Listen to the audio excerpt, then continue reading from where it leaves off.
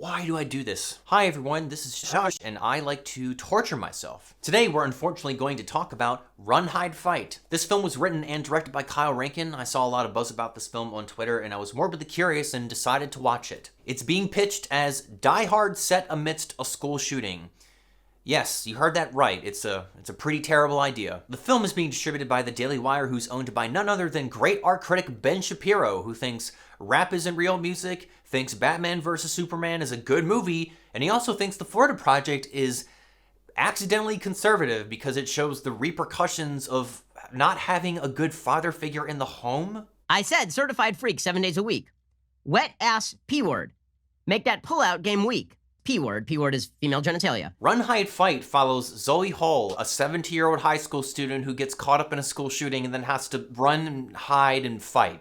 I'm going to be pretty brief with this review. Please do not pay money to watch this film. If you like to inflict pain on yourself, then maybe watch it for free, but it's pretty much a waste of time. The script is so poorly written, tone deaf, the dialogue is awful, the characters are bland, it has the most generic opening scene which very obviously foreshadows what's going to happen at the end of the film. Everything kicks off when a van crashes into a cafeteria and 4 students, played by the worst actors of all time, start shooting people. The movie logic from this point on is baffling. Apparently no one else in the building heard any of what happened in the cafeteria and don't find out what's going on until way later. The script tries to write this off by virtue of it being school prank day, so hearing loud sounds like gunshots and vans crashing into buildings isn't unusual, apparently. And that's not even to mention that there are no cameras in this cafeteria for some reason, which is very standard for a lot of public schools. When law enforcement does finally show up, the script makes them so worthless that they can't even properly secure the perimeter outside of the school. And that's just a small sample of so many other parts in this film, including the incredibly stupid ending that are absurdly unrealistic. The main character, played by Isabel, May escapes the carnage in the cafeteria and is supposed to be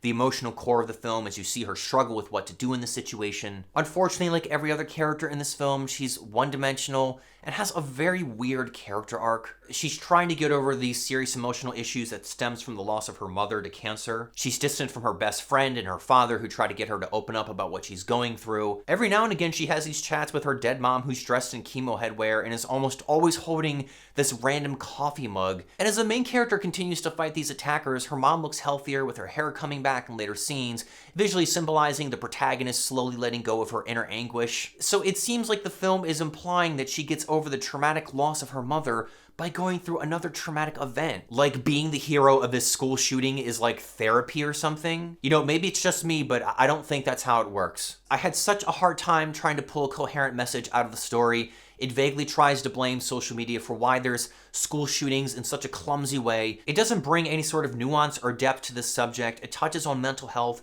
and bullying on a very surface level. And while it's not overtly political, there are definitely some weird underlying messages every now and again. The main villain criticizes a security guard at one point for not having a gun, which kind of feels like a thinly veiled argument for arming security guards at schools. I'm not saying this film necessarily needs to be anti-gun, but there's zero reflection on the role that guns have in school shootings. Kind of weird. I don't know if the film did this intentionally, but the news station that's covering this event is called FNN, and the logo looks almost exactly like CNN's logo, which is a hilariously obvious dig at CNN since it means fake news network and not whatever CNN means. But putting politics aside, if you were to watch this purely as an action flick, it fails at that too, because there are really no good action scenes to speak of. They're all very simple, pedestrian, low-budget sequences that are sometimes hilarious because of how god-awful the acting is. The 4 school shooters are led by this narcissistic and disturbed student played by Eli Brown, who's probably the most entertaining actor in the film. He's so bad. He does his best Joker impression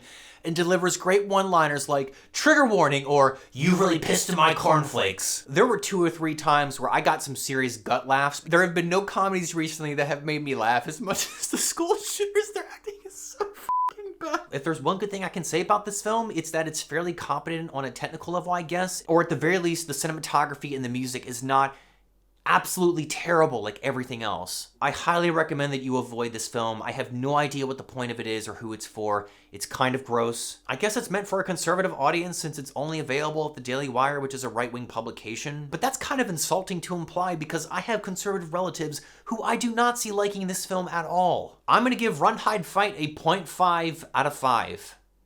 Thanks for suffering through this review with me, guys. I really need to stop letting my morbid curiosity get the best of me. News just broke recently that Gina Carano is doing a movie deal with the Daily Wire now that she's been axed from The Mandalorian, which is so perfect. So my morbid curiosity may get the best of me again. Who knows? Leave a comment with your thoughts on this wonderful film in the comments section below, along with any recommendations on a film that I should watch and review next. Thanks again, guys. I hope you have a great day, and I will see you in the next video.